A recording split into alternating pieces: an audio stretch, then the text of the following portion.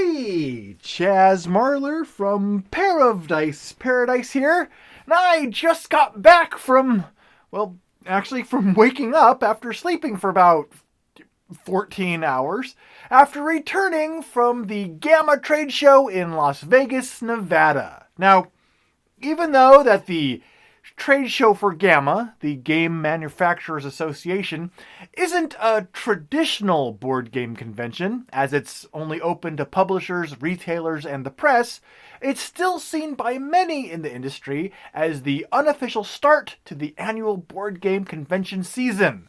It's also the industry event where many publishers publicly unveil, for the first time, the games that they'll be releasing that year. So, what does a trip to the GAMA trade show look like? Well, I had the privilege of attending as a part of the Dice Tower crew, where we produced video interviews with 73 of the 148 publishers who were present there. And that comes out to doing a smidge more than an average of one interview every 20 minutes for 8 hours a day for 3 days straight. The bright side is that our core team of 8 Dice Tower collaborators worked like a well-oiled machine. It was really cool to be a part of. Yeah. While Eric Summerer, Mandy Hutchinson, Sam Healy, Suzanne Sheldon, and Z Garcia performed interviews and live Q&A sessions with publishers, Derek Porter and Mike Parkinson kept the audio, video, and operational side of things running smoothly behind the scenes, while I carried around a clipboard pretending to look busy and important. But simply cramming every single minute of your day with board game industry research isn't all that GAMA is about. It's also about cramming your nights full of it too. 2 separate evenings, publishers set up tables and were teaching games that they brought to the convention to demonstrate.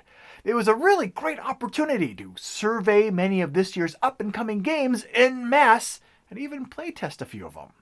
There were also a variety of seminars that you could attend, including one that I got to go to, hosted by Rodney Smith of Watch It Played, Tom Vassell of the Dice Tower, and Eric Martin of BoardGameGeek.com, which discussed the potential impact that hobby-specific social media can have on board game retail outlets. And while that topic may sound a bit specific in its scope, I found their presentation to be both interesting and informative.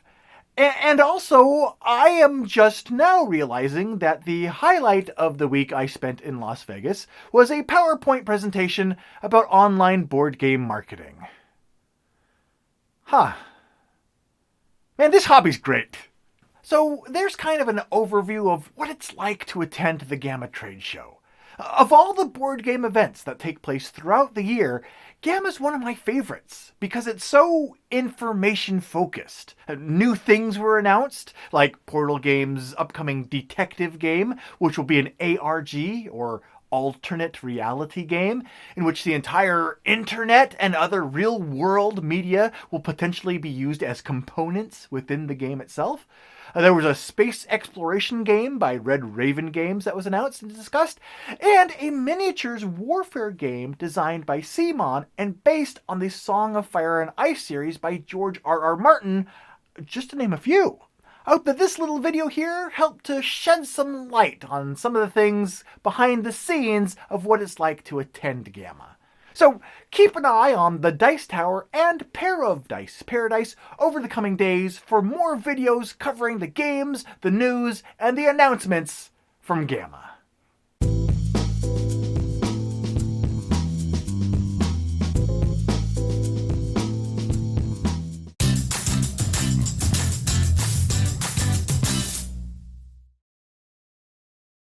And join us on Facebook and Twitter to continue the conversation about the gaming hobby and everything else about the gaming hobby as well.